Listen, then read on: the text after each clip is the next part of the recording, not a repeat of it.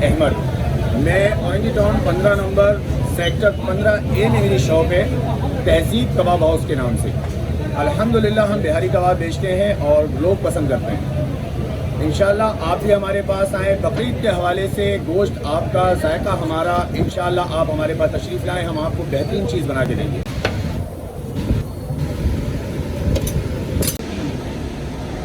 सबसे पहले पपीता या तो कद्दूकस कर लें या तो उसको ग्राइंडर में दोनों पेस्ट बना लें। हस्बे जायका जितना गोश्त है 1 किलो में तकरीबन 1 छटा के करीब पपीता जो है वो लग जाएगा। उसके बाद फिर हम इसके अंदर हस्बे जायका जितना गोश्त है उसमें वो हस्बे जायका नमक मिलाएंगे। चूँकि हम अपने तमाम यूज़र के लिए जो है, तमाम तारीन के लिए जो है, ये दोबारा हमने इस गोश्त को ये मिला हुआ था लेकिन हमने इसको दोबारा जो है वो पानी से धोया है ताकि तमाम लोगों तक ये सारी चीज़ें तरीके से पहुंच जाएं। ठीक है, तो इसको पहले इस तरह इसमें मिलाएंगे। बहुत सारे लोग आधा घंटा 20 मिनट इसको छोड़ देते हैं। अच्छी बात है कि थोड़ा मसाला इसमें जज्ब हो जाए कि हम इसको इस तरीके से मिला लेंगे। और फिर उसके बाद हम ये गरम मसाला है जो हमारे पास, गरम मसाला जो है वो हम हस्बे जायका इसके अंदर डाल देंगे। इसके अलावा सफ़ेद ज़ीरा है जो ऊपर से खुशबू के लिए और जायके के लिए इसमें ले लेंगे।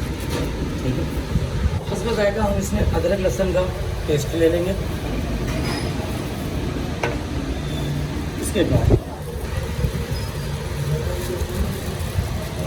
हस्बे जायका इसी मिर्ची हम इसके अंदर मिला देंगे। और बाज़ घरों में ऐसा होता है कि गोश्त जो है वो खुश्क भी होता है। बाज़ औक़ात ऐसा होता है कि फ्रिज में रखा हुआ होता है, तकरीबन खुश्क हो जाता है बनने के बाद। तो आम हालात में जैसे ताज़ा अगर गोश्त है तो उसमें हम हस्बे जायका जो है चने का, जो जिसको हम आम हालात में सत्तू कहते हैं, वो हम हस्बे जायका इसके अंदर मिलाएं ताकि गोश्त खुश्क हो जाए और इसका पानी जो है वो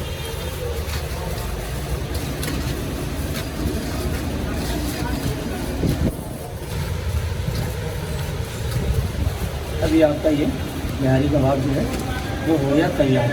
जब हम इसको पकाने के लिए यानी कि सीखों में जब पिरोना शुरू करेंगे तो फिर इसमें हस्बे जायका सरसों का तेल, यानी कि 1 किलो में 1 छटा सरसों का तेल इसमें मिक्स होगा। उसके अलावा थोड़ा बहुत सरसों का तेल रख लें जब आप कबाब चढ़ाएँ चूल्हे के ऊपर, तो फिर उसके ऊपर से आप उसके ऊपर लगाएं।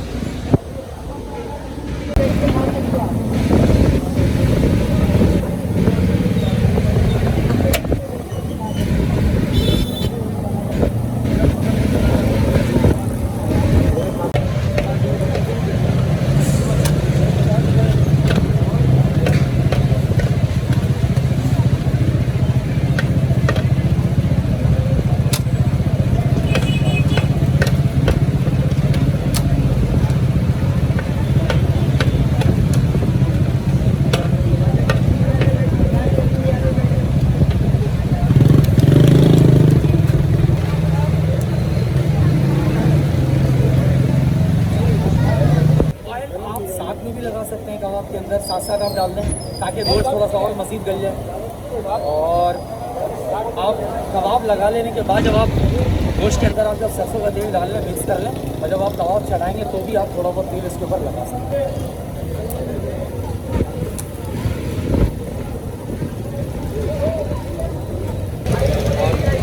और अब ये कबाब तैयार हो गया।